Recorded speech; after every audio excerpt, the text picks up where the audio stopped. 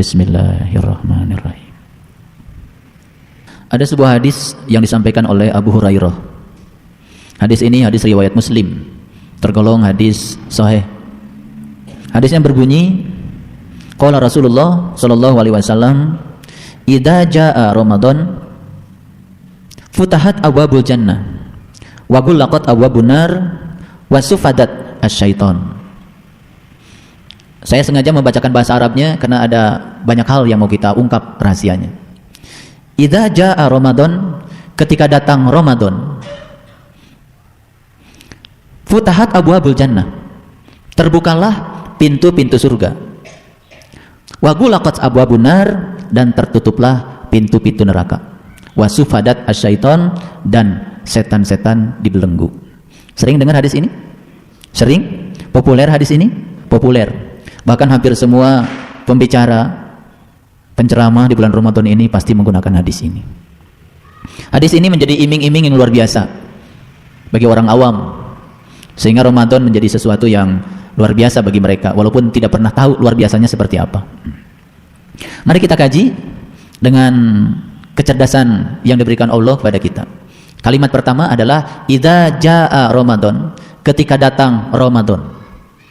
Ramadan ini sudah kadung kita kenal sebagai nama bulan. Betul? Makanya terjemahan yang umum kebanyakan idza jaa Ramadan sering diterjemahkan ketika datang bulan Ramadan. Sekarang saya mau tanya, Ramadan itu salah satu nama bulan misalnya. Bulan itu kan 1 tahun, baik bulan Masehi maupun bulan Hijriah, itu kan semua 12 bulan. Apabila datang Ramadan, kan Ramadan itu mau kita sebut sebagai nama bulan, pintu-pintu surga dibuka, pintu-pintu neraka ditutup, dan setan dibelenggu. Berarti kalau Ramadan itu jadi nama bulan, pintu surga itu hanya dibuka setahun sekali, setiap Ramadan saja. Betul? Kalau Ramadan mau dipahami sebagai nama bulan, berarti pintu neraka itu ditutup juga setahun sekali, setiap bulan Ramadan. Lama tutupnya pun cuman sebulan. Berarti kalau Ramadan dipahami sebagai nama bulan, setan-setan pun dibelenggunya cuman 1 bulan. Nah, logikanya berarti Ramadan kan 1 bulan. Kalau pintu surga dibukanya cuma 1 bulan, berarti pintu surga itu tertutup selama 11 bulan. Coba kita mikir ceramahnya mikir. Mau memahami hadis-hadis harus mikir. Kan hari ini saya mau bicara banyak hadis yang populer, yang sudah dibacakan banyak orang, tetapi memahaminya berbeda. Berbeda bukan berarti salah. Ulangi lagi. Kalau Ramadan dipahami sebagai nama bulan, berarti Ramadan itu kan 1 bulan. Berarti ada 11 bulan yang lain, betul? Kalau pintu surga dibukanya sebulan Ramadan saja, berarti pintu surga itu tertutup selama 11 bulan. Pantes ya, banyak orang yang susah masuk surga, karena surga tutupnya cuma sebentar. Betul? Kalau pintu neraka itu ditutupnya selama sebulan Ramadan, bayangkan oleh Bapak Ibu, berarti pintu neraka itu terbukanya 11 bulan. Pantes banyak kan yang masuk neraka. Lo pintu nerakanya saja dibuka 11 bulan. Karena hadis ini dipahami terus aja diceramahkan, gak dipikirkan pesan Rasulullah. Coba renungi, gak usah banyak ribuan hadis yang kita baca, 1 hadis ini saja udah mantap itu sebetulnya. Setan dibelenggu hanya sepanjang bulan Ramadan, berarti setan ini liar selama 11 bulan. Jadi bisa dibayangkan, pintu surga tutup 11 bulan, pintu nerakanya terbuka 11 bulan, setan merajalela selama 11 bulan. Apa-apaan ini? Itu sebabnya bagi saya, Ramadan itu bukan nama bulan, tapi Ramadan itu adalah suatu kondisi spiritual, suatu amalan, suatu laku yang bisa dilakukan oleh semua orang. Dan ketika laku itu dilakukan kapan saja, maka pintu surga dibuka, pintu neraka ditutup, dan saat itu setan-setan pasti dibelenggu. Amalan apa itu? Itulah yang disebut dengan amalan saum. Saya tidak mau bicara puasa, karena puasa itu tidak ada di Quran. Di Quran yang ada adalah saum. Itu sebabnya di Quran surat Al-Baqarah ayat 183, lihat ayatnya. Ini pun ayat sudah populer. Pokoknya kalau awal Ramadan, semua masjid di seluruh dunia pasti ayatnya ini. Ya ayyuhalladzina amanu, hai orang-orang yang beriman, kutiba alaikumusiyam, diwajibkan bagimu saum. Maaf ya, saya tidak menggunakan kata puasa karena puasa bukan bahasa aslinya Quran. Jadi saya akan menggunakan kata-kata saum saja supaya tidak terjadi distorsi. Siapa yang dihaikan di sini? Yang dihaikan di sini hanya orang yang beriman. Pertanyaannya, apa itu iman? Kembali kepada hadis Nabi yang mengatakan al-iman tasdiqun bil qalbi wa iqrarun bil lisan wal amalun bil arkan. Hadis. Iman bukan percaya. Iman adalah pembenaran oleh kolbu. Berarti iman menyangkut kolbu. Pertanyaan berikutnya, apa itu kolbu? Tanya lagi hadis. Ini hadis semua ya, hadis semua supaya jelas, tidak ada persepsi saya. Di dalam sebuah hadis qudsi Allah mengatakan, langit dan bumi tidak akan cukup menampung zatku, tetapi kolbunya orang yang beriman itulah rumahku. Makanya ada statement dalam hadis qudsi, qalbul mu'min baitullah. Kolbunya orang yang beriman itu adalah rumahnya Allah. Setiap rumah pasti ada pintunya, setiap pintu pasti ada kuncinya. Begitu kita tahu kuncinya, buka pintunya, berkunjung ke rumah Tuhan, berkunjung ke rumah Allah. Itu merupakan kewajiban mutlak setiap manusia kalau ingin selamat. Makanya para nabi, para rasul, yang pertama mereka upayakan itu adalah berkunjung ke rumah Tuhan. Untuk apa? Untuk mengenal siapa Tuhannya. Setelah itu baru menyembah Tuhan. Yang disebutnya tasdikun bil qalbi, itu pembenaran oleh kolbu. Apa tugasnya kolbu? Kolbu itu sebagai rumahnya Allah. Berarti pembenaran oleh kolbu adalah membenarkan, menyaksikan keberadaan Allah yang ada di dalam kolbunya. Kalau sudah mengalami pengalaman itu, baru dikatakan iman. Merujuk pada Quran surat Al-A'raf ayat 143, saat Nabi Musa minta melihat Tuhan, Nabi Musa disuruh melihat gunung. Gunung dalam Quran itu adalah kolbu. Bukan gunung Galunggung, bukan gunung Semeru. Gunung dalam Quran adalah kolbu, puncak kesadaran tertinggi pada diri manusia, yang sering disebut dalam ayat lain dengan kata-kata Sidrah al-Muntaha, yaitu puncak kesadaran yang ada pada diri manusia. Disitulah Nabi Musa bertemu dengan Tuhan. Setelah bertemu dengan Tuhan, Nabi Musa menyaksikan Tuhan, diabadikan dengan kata-kata falamma tajalla rabbuhu lil jabal. Ketika Musa menyaksikan dia di puncak kesadarannya di gunungnya, lalu Musa berkata, qala subhanaka tubtu ilaika wa ana awalul mu'minin. Maha suci engkau ya Allah, aku bertaubat kepada engkau, aku datang kembali kepadamu, dan kinilah aku termasuk orang yang awal beriman. Jadi awalnya iman Nabi Musa diabadikan dalam Quran surat Al-A'raf itu ketika Nabi Musa bertajali kepada Tuhannya. Itu yang disebut dengan wa ana awalul mu'minin. Ayo, kapan awalnya iman kita?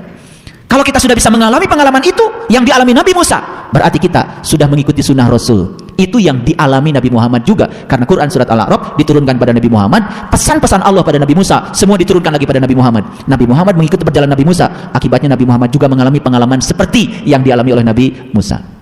Kita siapa sekarang? Umatnya Nabi Muhammad. Kalau kita mengaku umatnya Nabi Muhammad, berarti kita harus mengikuti jalannya Nabi Muhammad. Jalannya Nabi Muhammad sama persis dengan jalannya Nabi Musa dan nabi-nabi sebelumnya. Diabadikan di banyak ayat. Salah satunya di Quran surat Al-A'raf ayat 143.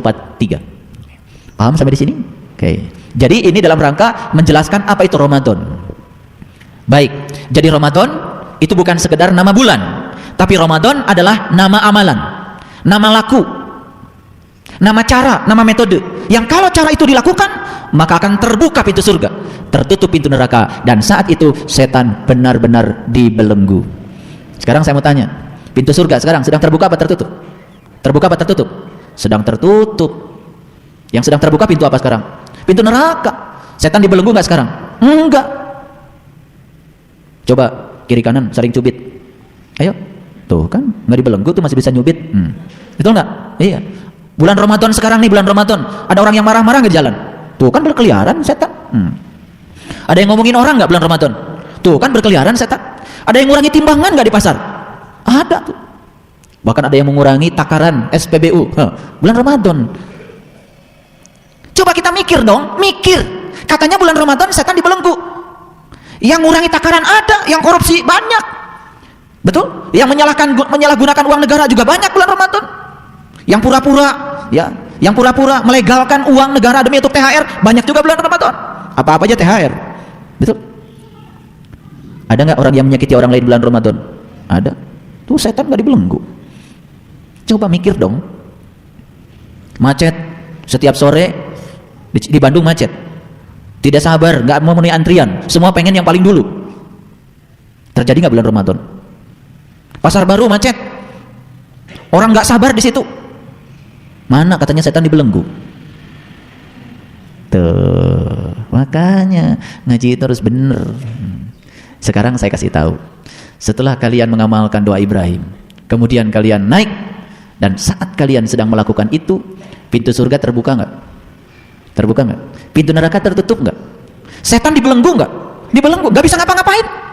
Ngomongin orang nggak bisa, nyubit teman yang dekat juga nggak bisa. Gimana bisa nyubit? Tangannya sedang dibelenggu, betul nggak?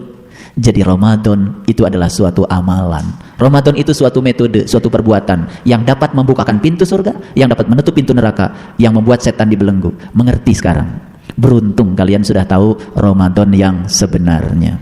Ramadan bukan sekedar nama bulan. Duh, alhamdulillah. Bagi yang belum tahu Ramadan yang sebenarnya, ya cuman Ramadan sebagai bulan, diiming-imingnya aja. Katanya bulan Ramadan semua amal dilipat gandakan. Yes, betul nggak? Kenyataannya orang habis Ramadan ntar Lebaran tetap nggak sabar, betul nggak? Mudik tetap saling salib, betul nggak? Iya, tetap marah. Tuh. Oke. Sekarang saya tunjukkan dulu fakta-faktanya. Jadi kalau begitu hadis ini benar nggak? Benar. Yang salah itu kita memahaminya. Ulangi lagi. Idza jaa Ramadan, ketika datang Ramadan. Pertanyaan saya sekarang, ini Ramadan kalau datang sebagai bulan, datang pada semua orang nggak? Kalau Ramadan sebagai bulan, datang pada semua orang? Datang pada semua orang. Apakah semua orang yang didatangi oleh bulan Ramadan dibukakan pintu surganya? No. Apakah semua orang yang didatangi bulan Ramadan ditutup pintu nerakanya? Tidak. Tidak berhenti kejahatan bulan Ramadan. Apakah semua orang yang didatangi bulan Ramadan dibelenggu dari setan-setan yang ada pada dirinya? Tidak. Biasa saja seperti bulan yang lain. Yang marah kembali marah. Betul? Ya, yang kesel menumpahkan kekesalannya biasa. Betul nggak? Tuh. Kalau begitu, kata-kata idza jaa, ketika datang Ramadan, datang pada siapa? Apakah ini bersifat kolosal atau individual? Individual. Datang pada siapa? Datang pada orang yang mau didatangi Ramadan. Makanya saya masih ingat ya, orang-orang bijak di pesantren yang ilmunya sudah tinggi, dia bilang Ramadan tuh hurufnya ada 5. Huruf pertama adalah ra, rahmatullah. Huruf yang keduanya mim, ma'rifatullah. Huruf yang ketiganya do, duyufullah. Huruf yang keempatnya alif, Allah. Huruf yang kelima adalah nun, nurullah. Apa itu Ramadan? Ramadan adalah laku amal. Saum khususil khusus yang diamalkan oleh orang yang khususil khusus. Amalannya para nabi, para rasul, para sunan, para wali yang dapat membukakan pintu surga, yang dapat menutup pintu neraka, yang saat itu setan dibelenggu. Dan pada saat itu turun rahmatnya Allah. Sehingga si hamba yang mengamalkan itu amalan, dia naik menjadi ahli ma'rifatullah. Dia berkunjung di rumah Allah menjadi duyufullah, para tamunya Allah. Bertamu di luar apa di dalam? Iya. Begitu dapat rahmatnya Allah, menjadi ahli ma'rifatullah, bisa berkunjung di rumah Allah, menjadi tamunya Allah. Bertemu siapa? Bertemu alif, Allah. Dalam wujud apa? Dalam wujud nun, nurullah. Terasa? Terasa? Itulah Ramadan menurut orang-orang bijak, para guru-guru suci. Jadi puncaknya Ramadan adalah nun, nurullah. Makanya puncaknya Ramadan adalah Idul Fitri. Fitri dari kata iftar. Iftar itu sarapan. Sarapannya siapa? Sarapannya jiwa kita. Lama jiwa kita itu nggak ketemu Allah. Begitu ketemu Allah, senang bertemu dengan Allah, itulah makanan jiwa yang pertama, disebutnya sarapan. Makanya dalam hadis qudsi dikatakan lisoimi farhatani, farhatun inda iftarihi wa farhatun inda liqa'i rabbih. Ada 2 kegembiraan bagi yang saum. 1 ketika berbuka, yang kedua jumpa dengan Tuhan. Berbuka adalah iftar. Itu berbuka yang dimaksud di sini bukan berbuka pakai candil dan kolak, tapi berbuka di sini adalah berbukanya mata kolbu. Makanya saya mengajarkan teknik berbuka yang sangat luar biasa. Betul? Nikmatnya luar biasa, terang benderang. Rasanya jiwa ini kenyang. Coba orang-orang yang berbuka dengan kolak, yang kenyang apa? Perut. Berbukanya dengan cireng, yang kenyang apa? Perut. Apakah jiwa juga ikut berbuka? No. Di Quran surat Al-Kahfi ayat 19, cara berbuka jiwa adalah melihat, bukan memakan. Cara berbuka jiwa dengan cara melihat. Melihat bukan dengan mata lahir, tapi melihat dengan mata kolbu. Apa yang dilihat? Tentu saja yang dilihat adalah yang pantas untuk dilihat dengan mata kolbunya. Yang dilihat adalah yang pantas untuk dilihat dengan mata kolbunya. Itu sebetulnya. Makanya nyambung kan? Doa Nabi Ibrahim nyambung ke sana, amalkan terus, insya Allah akan dapat berkah Ramadan. Kalau begitu, Ramadan bisa dilakukan setiap saat? Bisa. Kalau begitu pintu surga bisa terbuka setiap saat? Bisa. Kalau begitu Ramadan bisa dilakukan setiap saat, berarti pintu neraka pun bisa tertutup bagi orang yang mau didatangi Ramadan setiap saat. Dan setan-setan pun bisa dibelenggu setiap saat. Duh, beruntung orang yang seperti itu. Ya. Paham? Oke, pelan-pelan. Saya menjelaskannya pelan-pelan. Walaupun ini sudah berulang-ulang, tetapi ada dimensi lain yang perlu dipahami lebih jernih lagi cara melihatnya. Baik. Sekarang kita lihat ayat ini. Jadi yang diwajibkan untuk saum menurut ayat ini siapa? Hanya orang yang beriman. Yang dihaikan itu hanya orang yang beriman. Makanya jangan buru-buru saum. Harusnya tanya dulu, saya dihaikan nggak ya? Jangan-jangan kamu nggak dihaikan, kok malah saum? Kan yang dihaikan hanya orang beriman. Hai para pedagang mangga, kumpullah di depan masjid. Yang dihaikan pedagang mangga. Tukang beca nggak boleh kumpul. Betul? Hai para tukang beca, kumpullah di alun-alun. Yang dihaikan tukang beca, supir angkot nggak boleh kumpul. Betul nggak? Nah, yang diwajibkan saum itu hanya orang yang beriman. Yang tidak iman tidak dihaikan. Siapa yang beriman tadi? Yang sudah terbuka mata kolbunya, sudah tasdikun bil qalbi, sudah membenarkan oleh kolbunya. Dia punya kolbu digunakan untuk membenarkan, itu baru jadi orang beriman. Kalau punya kolbu belum digunakan untuk mentasdikan Allah, itu belum termasuk orang yang beriman. Nggak dihaikan, nggak akan bisa kok saumnya juga. Menahan lapar dari pagi sampai sore, anak kecil juga bisa.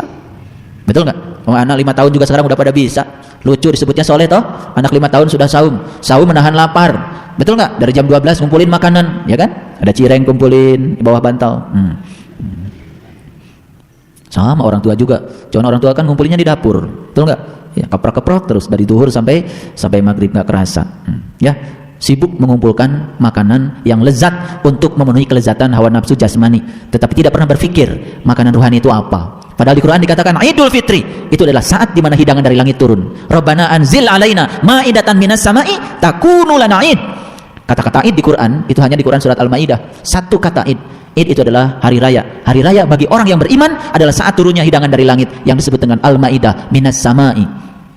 Kita kan hari rayanya bikin kue tar, bikin wajit, bikin ranginang, opak. Nggak ada di Quran. Ya, di Quran itu namanya hari raya itu saat kita turun dapat hidangan dari langit. Bagaimana langitnya nggak tahu, hidangannya juga nggak tahu, bagaimana bisa menikmati hari raya yang seperti itu? Karena ngaji Qurannya juga cuman kulitnya doang, nggak masuk ke isinya, nggak masuk kepada pengalamannya, nggak dapat apa-apa. Ulangi lagi, seperti yang diwajibkan pada orang-orang sebelummu, supaya apa? La'allakum tattaqun. La'alla dalam bahasa Arab itu bisa dua kemungkinannya, bisa ya, bisa tidak. La'alla itu supaya itu bisa ya, bisa tidak. Kalau orang beriman, dia saum. Dan saumnya seperti saumnya orang-orang terdahulu. Mana saum tadi kata Nabi? Yang membuat pintu surga terbuka, yang membuat pintu neraka tertutup, yang membuat setan dibelenggu. Ngomongin orang saat itu nggak bisa, mikirin kejelekan orang saat itu nggak bisa. Betul? Ngomelin orang nggak bisa. Betul? Mukulin orang nggak bisa. Mendatangin orang juga nggak bisa. Ketika amalan itu sedang dilakukan, pintu surga terbuka, pintu neraka tertutup, setan-setan dibelenggu. Itulah saumnya orang yang khusus. Saya tidak bicara puasa. Puasa itu banyak dilakukan. Orang di agama lain juga melaksanakan puasa. Ibu-ibu yang pengen langsing juga puasa. Saya tidak mau bicara puasa. Saya bicara saum. Dalam bahasa aslinya, dalam bahasa Arab. Jadi kalau gitu saum dengan Ramadan sama nggak? Sama nggak? Sama. Saum itu suatu amalan, Ramadan juga suatu amalan yang dapat mengantarkan kalian kepada nurullah, kepada cahayanya Allah. Ini bukan ilusi, ini nyata, senyata-nyatanya. Makanya belajar agama jangan yang ilusif, yang nyata. Bicara surga yang nyata, bicara neraka yang nyata, bicara akhirat yang nyata, semua nyata kok. Masa Allah mengajarkan sesuatu yang hayalan? Tidak ilusif. Ya, semuanya nyata. Makanya cari orang yang tahu, jangan cari orang yang sok tahu. Jangan cari orang yang tidak tahu, tetapi dia tidak tahu bahwa dia tidak tahu. Cari orang yang tahu dan dia tahu bahwa dia tahu. Itu yang disebut dengan ulama oleh Rasulullah. Memang cari ulama kayak gini sulit. Yang ngomong Ramadan di mana-mana banyak. Apalagi banyak yang dadakan jadi ustad. Dunia ini rusaknya oleh orang-orang yang terbuka mulutnya, sementara dia tertutup kalbunya. Sekali lagi saya kasih tahu, dunia ini rusak, agama ini rusak oleh orang-orang yang terbuka mulutnya, padahal dia tertutup kalbunya. Kalau orang yang tertutup kalbunya membuka mulut, ini bahaya. Agama jadi dipersepsi menurut yang dia mau. Seperti Quran padahal bukan, seperti hadis padahal bukan, seperti saum padahal bukan, seperti Ramadan padahal bukan, seperti surga padahal bukan, seperti akhirat padahal bukan. Itu hanya persepsi dia tentang istilah-istilah yang dia sampaikan, bukan pengalaman spiritual. Paham sekarang? Siapa yang dihaikan? Orang beriman. Orang beriman bukan orang yang percaya kepada Allah, tapi orang yang sudah membuktikan keberadaannya pada dirinya. Ketika Allah mengatakan, aku meliputi segala manusia, dia sudah membuktikannya. Ketika Allah mengatakan, aku lebih dekat padamu, lebih dekat daripada urat nadi lehermu, dia sudah membuktikan. Ketika Allah mengatakan, aku dekat bersamamu dimanapun kamu berada, dia sudah membuktikan. Bukan berteori tentang agama, tetapi sudah menjadi praktisi agama. Itulah orang beriman.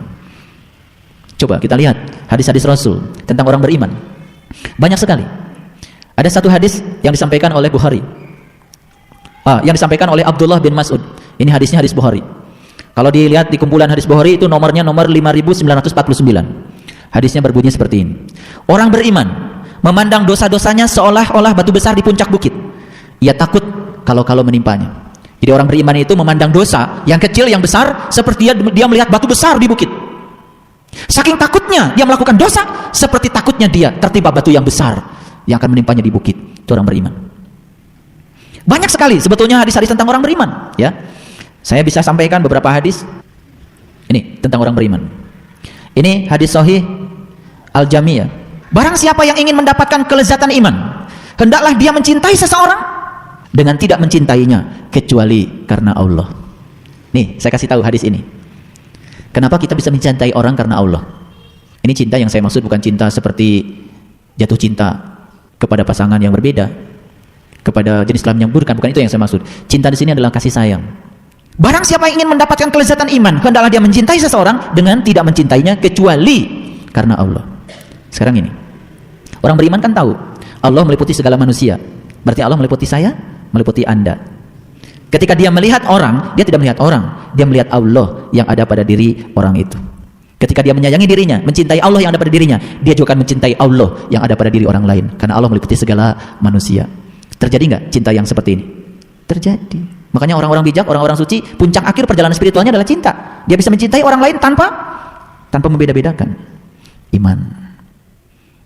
Apakah setelah selesai Ramadan setiap orang bisa mencintai sesamanya seperti dia mencintai dirinya? No.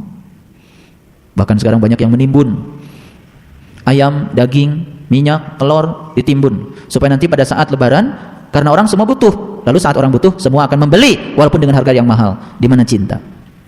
Apakah betul bulan Ramadan itu setan-setan dibelenggu? Loh, polisi makin sibuk ngurusi setan ini. Justru anehnya bulan Ramadan setan tambah banyak berkeliaran. Kalau Ramadan dipandang sebagai bulan, itulah Ramadan bukan sebagai bulan. Ramadan itu adalah suatu kondisi spiritual yang bisa diamalkan oleh setiap orang. Pada saat diamalkan, pintu surga terbuka, pintu neraka tertutup, dan setan dibelenggu. Itu harus nyata. Saya ingin bacakan lagi, ya, hadis tentang iman yang lain. Nah, tidaklah termasuk orang yang beriman jika dia tidur nyenyak, sementara tetangganya tidak bisa tidur karena kelaparan. Iman. Jadi iman itu oleh Rasulullah diwujudkan cirinya dalam bahasa yang lebih kepada kepedulian, bukan dalam bahasa ritual. Ya, baik, kita lanjutkan dulu ayat ini. Saya ingin tunjukkan satu ayat di Quran surat Al-Baqarah yang mirip-mirip dengan ini, yaitu Quran surat Al-Baqarah ayat 63. Silakan dilihat ayat ini. Wa id akhadna mitsaqakum wa rafa'na fawqakumut tur khudhu ma atainakum biquwwatin wazkuru ma fihi la'allakum tattaqun. Dan ingatlah ketika kami mengambil janji, lalu kami angkat gunung di atasmu. Pegang teguh apa yang kami pertunjukkan kepadamu. Ingatlah selalu apa yang ada di dalamnya agar kamu bertakwa. Ada irisan ayat ini dengan ayat yang saya bacakan tadi. Perintah saum di Al-Baqarah 183 ujungnya adalah la'allakum tattaqun. Ini ada perintah lain di Quran yang ujungnya juga sama, la'allakum tattaqun. Ternyata di ayat ini takwa itu adalah suatu prosedur. Pertama mengambil janji, yang kedua diangkat gunung. Apa gunung tadi? Kolbu yang ada pada diri manusia, diangkat kesadarannya, diangkat spiritualnya, diangkat keimanannya. Begitu dia bisa mengangkat kesadarannya ke Sidratul Muntaha, berikutnya apa? Ditunjukkan sesuatu di kesadarannya oleh Allah. Ketika ditunjukkan sesuatu, maka dia bisa melihat yang ditunjukkan Allah. Ketika dia melihat yang ditunjukkan oleh Allah, kemudian dia saat tidak melihat lagi, dia bisa mengingatnya. Makanya di Quran dikatakan, ingatlah Allah dengan ingatan yang sebanyak-banyaknya. Bagaimana bisa mengingat kepada Allah kalau Allah belum menunjukkannya bertajalli kepada kita?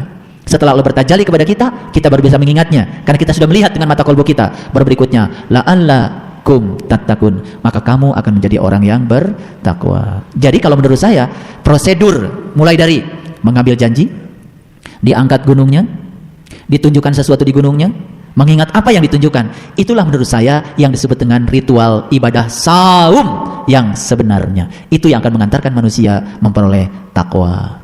Punten, kalau kita puasa menahan lapar dari pagi sampai malam, hanya menukar jam makan saja, ya kan? Ada dampak, paling tidak kan menjadi sehat, betul nggak? Karena lambung kita kan diistirahatkan, betul? Ya. Tapi saum lebih dari itu. Saum bukan sekedar menahan lapar. Paham? Oke, lanjutkan dulu. Jadi ada irisan ya. Nah, sekarang kita balik lagi kepada Quran surat Al-Baqarah ayat 183 ini. Jadi 184-nya bisa dibaca? Ya. Ayat 185-nya nanti bisa dibaca? Nah, saya tidak akan membahas semuanya karena tidak akan sempat waktu kita. Lihat aja titik-titik pentingnya. Di sini ada kata-kata syahrul Ramadan. Saat Ramadan. Saat Ramadan, pada waktu Ramadan, bisa begitu. Nah, ini yang kemudian dikatakan bulan Ramadan. Bulan berhubungan dengan apa? Waktu. Kan hitungan waktu itu bisa tahun, bisa bulan, bisa minggu, bisa hari, bisa jam, bisa menit, bisa detik. Makanya syahrul itu adalah saat, waktu. Oke, sekarang saya kasih tahu dulu, supaya pinter. Ramadan tadi apa? Laku, amalan. Ya, kalau itu dilakukan, itu dilakukan, terbuka pintu surga, tertutup pintu neraka, dan setan dibelenggu. Itu batasannya dari Rasulullah menurut hadis riwayat Bukhari tadi. Sekarang kita tarik lagi, berarti syahrul Ramadan itu apa? Saat kamu sedang menjalankan Ramadan. Oke? Mengerti maksud saya? Saat kamu sedang menjalankan Ramadan tadi apa? Unzila fihil Quran. Disitulah, di dalam saat itulah kamu akan mendapatkan Al-Quran. Benar gak ayat ini? Benar gak ayat? Iya. Makanya ada yang mengatakan bulan Ramadan adalah bulan Al-Quran, sehingga semua orang sibuk membaca Al-Quran. Di kantor-kantor pun ya pada berhenti kerja baca Quran. Saya baca di sebuah harian umum, ada sebuah kantor dinas, nggak tahu di mana itu. Pokoknya kepala dinas semua kumpul di kantornya sedang membaca Quran. Pikiran saya berarti mereka berhenti dong kerja karena sedang baca Quran. Ini sebetulnya tidak salah, cuman kurang tepat. Kok baca Quran di kantor? Kan di kantor sedang melaksanakan tugas kantor. Loh, apa kemudian ketika membaca Quran itu kan bahaya? Bayangkan kalau semua bulan Ramadan, semua bank, semua pelayanan masyarakat berhenti karena semua sedang membaca Al-Quran. Bayangkan. Apa jadi soleh negeri ini? Bapak ibu mau ambil uang ke bank, perlu ada yang perlu dibayar hari ini. Begitu ada antri di bank, maaf kami semua sedang tadarus Al-Quran. KTP habis, ada transaksi yang harus dilakukan, datang sama Pak RT.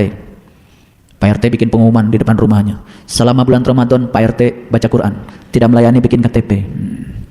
Itu yang dimaksud. Menjadi mengerikan kalau itu diamalkan. Tidak ada kehidupan lagi. Betul? Pasar-pasar semua tutup. Ibu mau beli lenca nggak ada, beli ikan asin nggak ada, tempe nggak ada, tahu nggak ada. Semua pada sibuk sedang tadarus Al-Quran. Coba ayat ini kita nikmati. Saat kalian sedang melaksanakan Ramadan, saat itulah Quran turun. Kata Gus Dur, Quran yang akan turun di sini dapat dibaca tanpa ditulis. Dibaca tetapi tidak ditulis. Hudan linnas, ini akan menjadi petunjuk bagi siapa? Linnas. Nah, ini petunjuk bukan untuk orang yang beragama tertentu, tapi hudan linnas. Berarti menurut ayat ini, semua manusia boleh nggak ikutan Ramadan? Boleh. Asal dia orang yang beriman. Tambah pusing ya. memang kalau ngaji Quran itu tali temalinya kita hubungkan, benar memahaminya perlu penalaran yang cukup. Kalau sekedar baca, apalagi baca, udah juz keberapa Bu? Wow, alhamdulillah 3 hari sudah juz ketiga. Ngerti yang bagian mana Ibu? Pokoknya baca deh. Mengerikan. Tetapi kalau kalian mau baca ya silahkan aja. Kalau cuma baca kan tidak menjamin kalau Quran jadi petunjuk. Baik, kita lanjutkan. Syahrul Ramadan alladzi unzila fihil Quran hudal linnas wa bayyinatin minal huda wal furqan. Ketika saat Ramadan datang, berarti saat kan? Ketika sedang Ramadan. Apa? Turunlah Quran. Pada siapa? Pada semua manusia. Manusia yang mana? Ya siapa saja yang mau kedatangan bulan, yang mau kedatangan Ramadan. Ramadan saya tidak berbicara sebagai bulan, sebagai amalan. Begitu datang Ramadan pada dia, karena dia menyediakan menyambut kedatangan Ramadan sebagai tamu yang penuh berkah. Pada saat itu turun Quran. Ini Quran menjadi petunjuk bagi siapa? Bagi manusia.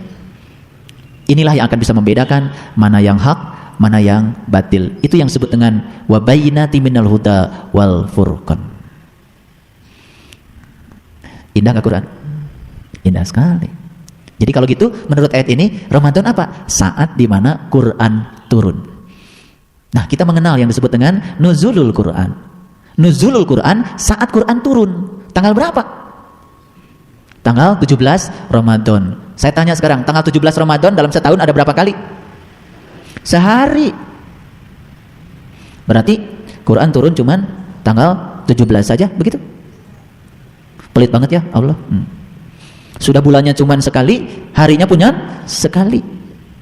Padahal kita rindu banget ya baca Quran. Tapi Qurannya gak turun-turun. Nunggu tanggal 17. Tuh, ketemu lagi angka 17. 17 itu 10 ditambah 7. Kau gunakan yang 10 untuk menutup yang 7. Turun Quran. Suka ikut peringatan nuzul Quran? Diperingati tiap tanggal 17. Kasihan deh lo. Mau ikut peringatan atau mau ikut mengalami? Ngalamin, ngapain peringatan? Kalau peringatan itu hanya mengingat-ingat, dulu pernah turun Quran tanggal 17. Itu juga belum tentu benar, dulu. Nabi Muhammad mengumumkan, aku menerima wahyu yang pertama itu tanggal 17 bulan Ramadan. Suratnya surat Al-Alaq. Bunyinya, Iqra bismi rabbikal ladzi khalaq, khalaqal insana min 'alaq, Iqra wa rabbukal akram, allazi 'allama bil qalam, 'allamal insan ma lam ya'lam. Sok atuh dipahami. Memang menurut sejarah surat Al-Alaq ayat 1 sampai 5 turunnya pertama kali tanggal 17 bulan Ramadan. Tetapi pengalaman tentang ayat itu bisa turun setiap saat pada siapa saja yang mau kehadiran Ramadan. Lihat pengertiannya. Iqra, bacalah, lihatlah, pelanglah. Melihat pakai apa? Ya pakai mata. Mata mana? Mata kalbumu. Kalau gitu harus dibuka mata kalbunya. Buka dengan 17. Apa yang diikra? Bismi rabbikal ladzi khalaq, Tuhanmu yang telah menciptakanmu. Yang diikra, yang dilihat, yang dipelang, yang disaksikan itu adalah bismi rabbikal ladzi khalaq. Tuhan yang mana? Khalaqal insana min 'alaq. Tuhan yang telah menciptakan insan. Iqra wa rabbukal akram. Pelanglah, lihatlah, saksikanlah Tuhanmu yang maha mulia.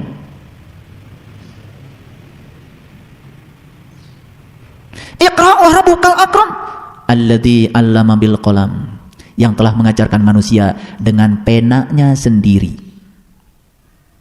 Mau gak diajarkan Allah dengan penanya sendiri? Mau? Mau? Bodoh kalau gak mau. Bagaimana cara Allah mengajarkan kita dengan penanya itu? Allazi 'allama bil qalam, 'allamal insan ma lam ya'lam. Dia akan mengajarkan manusia apa yang belum diketahuinya. Kalau kalian belajar agama dari buku, itu berarti bukan allazi 'allama bil qalam. Kalau belajar agama kata orang, itu berarti bukan allazi 'allama bil qalam. Belajar agama yang sebenarnya kata Allah, itu yang diajarkan langsung oleh penanya sendiri. Dan dia akan mengajarkanmu apa yang kamu tidak ketahui. Sampai di situ. Lalu dilanjutkan ke sana. Alladzi 'allama bil qalam 'allamal insana ma lam ya'lam. Nah, surat Al-Alaq kan tidak sampai di situ. Yuk kita baca. Dari awal kita baca. Bismillahirrahmanirrahim. Iqra bismi rabbikal ladzi khalaq. Khalaqal insana min 'alaq. Iqra wa rabbukal akram. Alladzi 'allama bil qalam 'allamal insana ma lam ya'lam. Kalla innal insana layatgha ar-ra'ahu istaghna inna ila rabbika ruj'a ara'aita alladhi yanha 'abdan idza shalla ara'aita in kana 'alal huda aw amara bittaqwa ara'aita in kadzdzaba wa tawalla alam ya'lam bi anna allaha yara kalla la illam yantahi lanasfa'an bin nasiyatin kadibatin khati'ah falyad'u nadiya sanad'u zabbaniyata kalla la tuti'hu wasjud waqtarib. Umur sudah berapa? Sudah berapa kali ikutan bulan puasa? Bukan bulan Ramadan, bulan puasa. Surat Al-Alaq saja sampai sekarang belum hafal. 1 sampai 5 hafal? Siapa yang hafal 1 sampai 5? Ya, alhamdulillah Pak hafal 1 sampai 5. Ya, itu udah bagus. Udah bagus. Sekarang coba pahami isi surat Al-Alaq. Dalam sekali. Ternyata yang diikra di situ adalah bismi rabbikal ladzi khalaq. Tuhan yang telah menciptakanmu. Itu yang pertama kali dilihat Nabi Muhammad sampai menggigil di Gua Hira, di Jabal Nur. Siapa yang pernah pergi ke Gua Hira? Di situ hanya ada satu tempat untuk duduk. Tidak mungkin bisa berdiri. Jadi selama di situ Nabi Muhammad melaksanakan sholat. Dalam beberapa hadis dikatakan Nabi Muhammad di situ melaksanakan sholat, tapi sholatnya sholat duduk. Bahkan Siti Aisyah mengatakan, aku sering melihat Rasulullah sholat setiap ba'da asar dan sholatnya ada sholat duduk. Padahal setiap sholat asar tidak ada sholat sunnah. Betul nggak? Iya. Sholat apa itu? Tuh, disitulah sebetulnya rahasianya Ramadan. Kalau kita mau membukanya, kalau kita mau berguru kepada orang-orang yang tahu. Sekarang asal orang ceramah saja Ramadan kita dengerin, ngarang sana sini, hanya mengikuti persepsi, bukan berdasarkan pengalamannya. Subhanallah. Akibatnya kosong melompong, tidak dapat apa-apa. Tadarus hanya menghitung jumlah berapa kali tamat baca Quran. Tidak ada yang mengubah sudut pandang kita terhadap agama dan kehidupan kita menjadi lebih baik. Mengerikan. Saya sampaikan selamat kepada kalian yang sudah tahu Jabal Nur yang sebenarnya. Jabal Nur itu gunung yang bercahaya. Disitulah adanya Gua Hira. Apa kita semua harus pergi ke sana? Jabal Nur yang tempat Rasulullah pertama kali menerima wahyu itu adanya di Mekah Al-Mukarramah. Jauh, ongkosnya juga mahal. Tapi Jabal Nur yang sebenarnya ada pada diri setiap orang. Gua Hira yang sebenarnya ada diri pada setiap orang. Beruntung kalau kalian sudah menemukan Jabal Nur di sini, menemukan Gua Hira di sini, dan bisa melaksanakan Iqra sekarang di sini. Pintu surga dibuka, pintu neraka ditutup, dan setan-setan dibelenggu. Subhanallah. Bagi orang yang sudah biasa melakukan ini, melakukan ini merupakan suatu kesenangan, betul? Suatu kebahagiaan di tengah hiruk pikuknya zaman modern yang tidak mengizinkan manusia untuk tenang. Kita dalam tradisi Islam mungkin tidak mengenal meditasi, tetapi kita mengenal muhasabah, muraqabah, musyahadah, mukasyafah, ma'rifah, mahabbah. Kita kenal itu. Istilahnya berbeda, tetapi sebetulnya kalau bagi yang tahu cara melakukannya itu luar biasa. Karena dengan cara itulah kita bisa melihat perubahan pikiran kita. Dari pikiran-pikiran yang menderitakan, yang kemudian mendorong pikiran ini menciptakan neraka setiap saat, menjadi pikiran yang memerdekakan, yang menciptakan surga setiap saat, lewat amalan yang seperti itu. Lalu kita tidak lagi mengklaim diri kita sebagai diri yang paling benar. Kita menjadi samina wa ta'na, gampang menerima dan terbuka terhadap kebenaran. Beruntung orang-orang yang seperti ini. Pemahaman tentang diri bertambah. Tahu persis yang kekal abadi adalah jiwa, ruh. Kehidupan di dunia ini semuanya tidak kekal. Makanya dia beralih, berfokus dari yang tidak kekal kepada yang kekal. Dia berfokus dari luar ke dalam, dari materi kepada rohani, dari jasmani ke dalam jiwa. Itu yang dia perhatikan. Lihat kehidupan modern sekarang. Semua sibuk menghabiskan waktu untuk mengurusi yang tidak kekal, tetapi dia sama sekali tidak punya waktu untuk mengurusi yang kekal abadi. Padahal kematian suatu kepastian, sementara kehidupan itu sendiri itu tidak pasti. Yang pasti adalah kematian. Kehidupan tidak pasti, tapi manusia lebih suka mengurus yang tidak pasti. Yang pasti tidak diurus.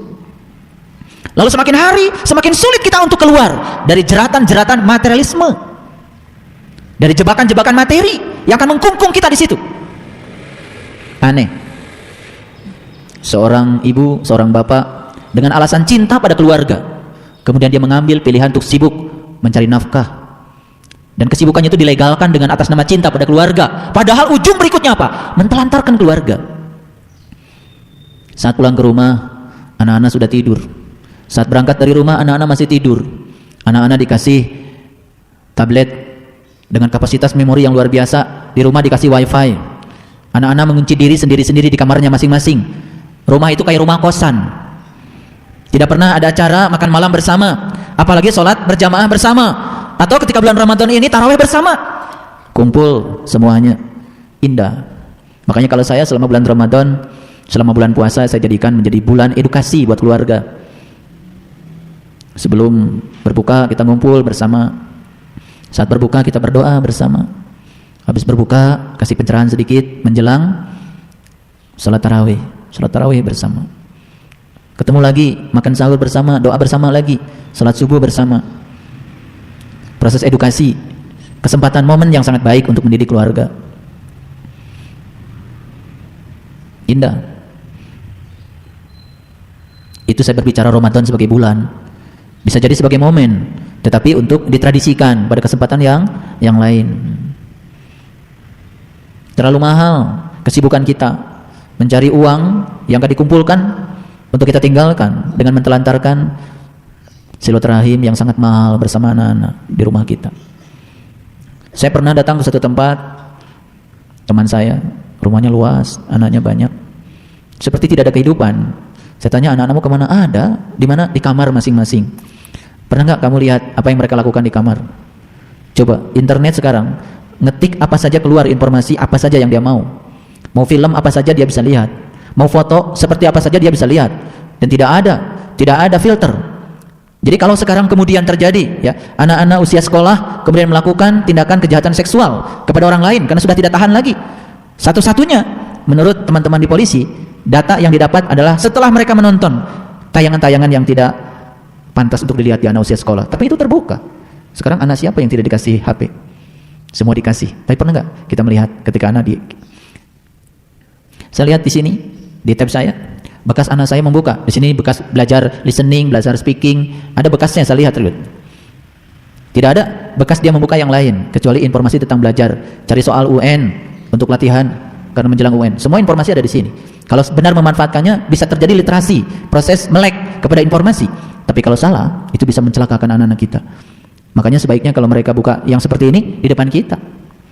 Saya sering melihat di acara makan malam di restoran, makan malam sebuah keluarga, sesampai di restoran masing-masing sibuk dengan HP-nya masing-masing.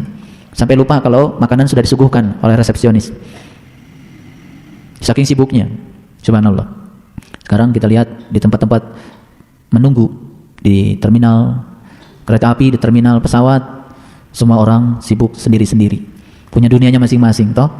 Nah, kalau itu sedang mengkaji informasi, melek kepada informasi yang positif, mungkin itu positif-positif saja. Tetapi kalau itu tidak ada kendali, itu sangat berbahaya. Akibatnya sekarang timbullah orang-orang yang egois, tidak peduli pada orang lain, boro-boro memperhatikan kesulitan orang lain, menolong orang lain, karena dia juga sibuk dengan dirinya sendiri. Jadi sekarang menjadi timbul orang-orang yang sangat individualis, ya, sulit untuk bisa melihat kesulitan orang lain, apalagi punya keinginan membahagiakan orang lain. Subhanallah. Baik, para sahabatku yang dirahmati oleh Allah, ayah bunda semuanya. Sampai di sini sudah dapat gambaran ya? Ya. Pertama tentang hadis tadi, ketika Ramadan datang, maka pintu-pintu surga dibuka, pintu neraka ditutup, setan dibelenggu. Berarti Ramadan itu bisa datang kapan saja. Kalau kita ingin agar Ramadan itu bisa datang kapan saja, berarti pintu surga bisa terbuka kapan saja. Pintu neraka bisa ditutup kapan saja. Kalau Ramadan dipahami sebagai bulan, mengerikan. Karena apa? Pintu surga dibuka hanya sebulan dalam setahun.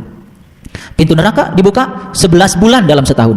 Setan merajalela 11 bulan dalam setahun. Kenyataannya setan merajalela setiap saat.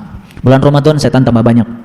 Itu sebabnya kita beralih mentransformasikan Ramadan sedikit naik ke atas. Bukan sekedar nama bulan, tapi Ramadan sebagai sebuah amalan yang dapat membukakan pintu surga, menutup pintu neraka, dan setan-setan dibelenggu. Indah gak Ramadan kayak gini? Nah, Ramadan yang seperti inilah yang akan menghasilkan kerinduan mudik.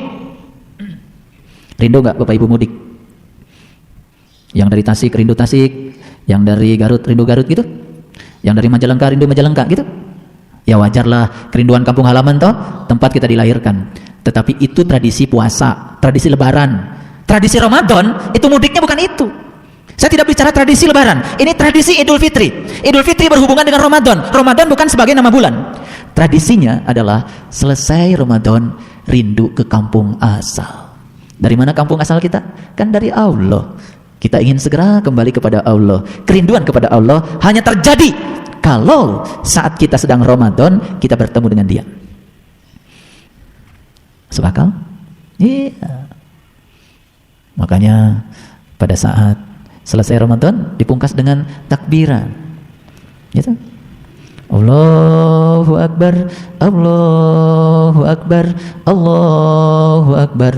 La ilaha illallah, Allahu Akbar. Allahu Akbar walillahil hamd. Coba selami maknanya. Allah Maha Besar, Allah Maha Besar, Allah Maha Besar. Tidak ada Tuhan selain Allah. Allah Maha Besar, Allah Maha Besar. Segala puji hanya milik Allah. Sekali-kali kayaknya takbiran kita pakai bahasa Indonesia ya, biar agak dalam. Tapi jadi aneh. Takbiran di Masjid Anu tuh pakai bahasa Indonesia. Dianggap aneh. Padahal siapa jadi? Karena dia menyelami artinya kan jadi tahu. Betul nggak? Coba kalau takbiran datang, mohon maaf Bapak Ibu, tersentuh nggak oleh kalimat takbir itu? Enggak, karena nggak tahu. Paling juga ditanya lagi apa takbiran. Apalagi kalau udah pakai dulag ya, pakai beduk dipukul udah. Cuman itu saja. Padahal beduk itu lambang dari kolbu. Dipukul, tuh, digetarkan. Mana kolbu? Ya itu, pukuli dengan apa? Dengan tongkat. Tongkat yang dipakainya tongkat Nabi Musa harusnya. Betul nggak? Ya. Jadi ketika pukul di beduk itu tradisi dari para leluhur, para wali. Makanya sampai sekarang ada yang masih menggunakan tradisi itu. Beduk dipukul. Beduk itu sebenarnya lambang dari kolbu. Ya. Kalau dipukul kan terjadi getaran, ada getarannya kan? Itu sebetulnya. Tapi kan tidak mengerti pesan yang ada di situ. Ya, itu. Ya, semoga kita bisa takbiran dalam dimensi yang lain. Ya, ketika sudah menyaksikan kebesarannya di segala ufuk yang penting pada dirimu sendiri, terjadi takbiran di dalam diri kita. Apa takbirannya? Allah Maha Besar. Allah Maha Besar. Allah Maha Besar. Aku sudah menyaksikan kebesaran-Mu ya Allah, yang Kau bentangkan di segala ufuk. Dan yang paling penting, aku sudah menyaksikan kebesaran-Mu yang Kau bentangkan pada diriku sendiri. Betapa kecilnya aku, betapa tidak berartinya diriku di hadapan-Mu ya Allah. Aku percayakan hidupku, matiku, ibadahku, salatku hanya padamu. Itulah ungkapan Allahu Akbar yang lebih dalam lagi, bukan sekedar ucapan. Tidak ada Tuhan selain Engkau. Kata-kata itu juga kosong kalau tidak tahu Engkau. Ulangi, la ilaha illallah. Tidak ada Tuhan selain Allah. Kosong kalau tidak tahu Allah. Jadi kalau tidak ada Tuhan selain Engkau, tidak ada Tuhan selain Engkau, tidak ada Tuhan selain Engkau. Coba, mana Engkau? Itulah yang dipertunjukkan Allah di dalam kesadaranmu. Itu yang kau saksikan berulang kali pagi petang pada saat Ramadanmu. Jadi kata-kata la ilaha illallah, la ilaha illallah bukan sekedar dinazamkan, bukan sekedar dinyanyikan dengan suara yang merdu, tapi masuk ke dalam diri kita. Tidak ada Tuhan selain Engkau, tidak ada Tuhan selain Engkau. Allahu Akbar. Maha besar Engkau. Segala puji hanya milik-Mu ya Allah. Habis seluruh pujian untuk Allah. Tidak ada perasaan berjasa, tidak ingin dipuji, disanjung oleh siapapun, semua habis untuk Allah. Coba takbiran itu jangan menunggu datangnya malam lebaran. Coba kalian takbir dari sekarang. Takbirkan jiwamu, hadapkan jiwa yang kecil dan kerdil ini kepada Dia yang maha besar, maha segalanya, yang meliputi alam semesta ini. Makanya kan di dalam tradisi Islam itu takbiran ada yang dipanjangkan kan. Allahu Akbar kabira walhamdulillahi katsira wa subhanallahi bukratan wa asila la ilaha illallah wallahu akbar walillahil hamd. Ada yang gitu kan?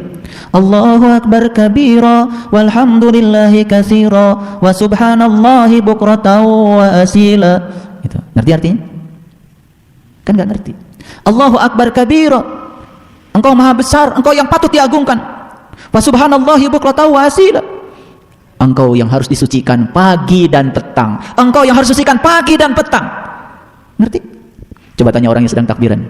Apa yang sedang kau baca? Padahal di situ dikatakan, wa subhanallahi bukratan wa asila. Sucikanlah pagi dan petang, sucikanlah pagi dan petang. Siapa yang harus sucikan? Allah? No. Yang harus sucikan adalah jiwa. Bagaimana cara menyucikan? Pertemukan jiwamu dengan Dia yang Maha Suci. Minimal pagi dan petang. Ramadankan. Minimal pagi dan petang. Kan ada takbir yang pendek, ada takbir yang sedang. Itu yang sedang.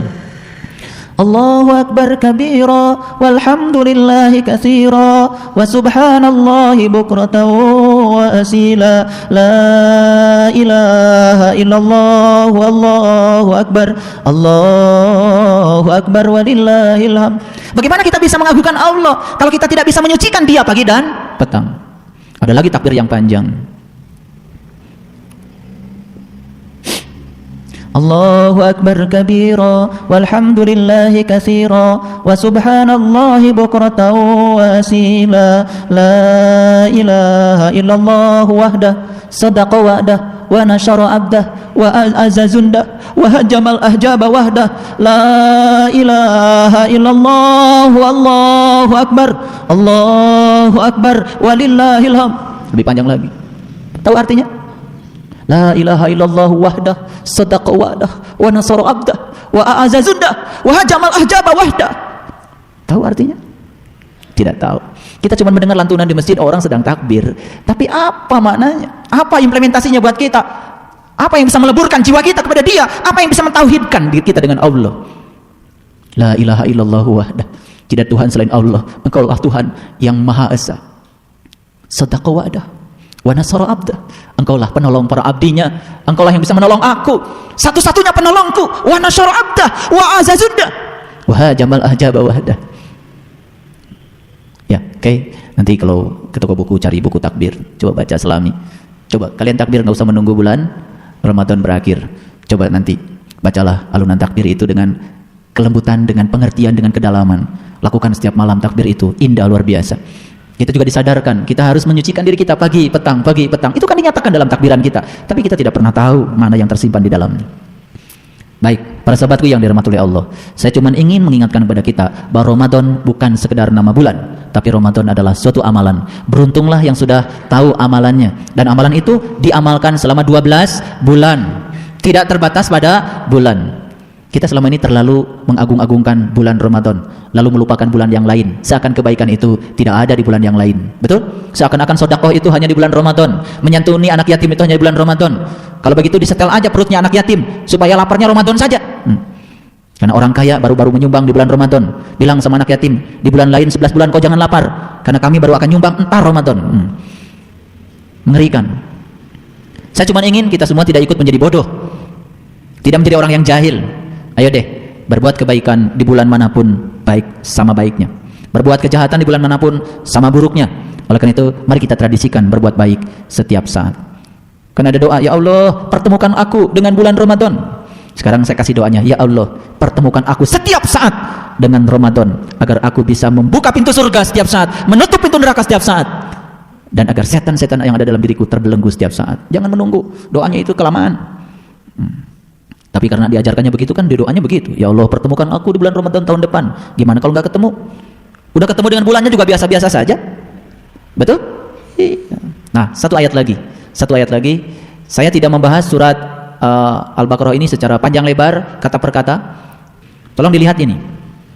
Lihat, ini ayat lanjutannya. Tadi ayat 183, 184, 185, 186, 187, 188, 188, 189. Tolong nanti dibaca sampai di rumah. Ya, dibaca dari 183 terus dibaca sampai ayat 188. Paham? Kalau ada yang tidak mengerti boleh tanya sama saya. Kalau nanya tentang ayat jangan pakai SMS. Banyak yang nanya, aduh Pak tolong jelaskan Quran surat anu ayat anu. Aduh, ngerjain banget sama guru. Kalau mau nanya datang ke rumah, Pak saya mau nanya surat anu ayat anu, datanglah ke rumah sambil ngabuburit. Jadi di bulan puasa ada tradisi ngabuburit, tapi untuk Ramadan tidak ada ngabuburit. Baik, kita lihat. Yas'alunaka anil ahillah. Mereka bertanya kepadamu tentang bulan sabit. Kul mawaqitu linnasi wal hajj. Bulan sabit itu adalah tanda-tanda waktu haji. Kalau mereka bertanya tentang bulan sabit, katakan bulan sabit itu adalah tanda-tanda bagi manusia untuk haji. Tahu bulan sabit? Tahu bulan sabit? Pernah lihat bulan sabit? Iya. Saya tidak cerita bulan yang di luar. Itu bulan sabit loh. Sabit. Kadang-kadang di kiri, di kanan, kan gitu. Tuh. Nah, itulah tandanya haji.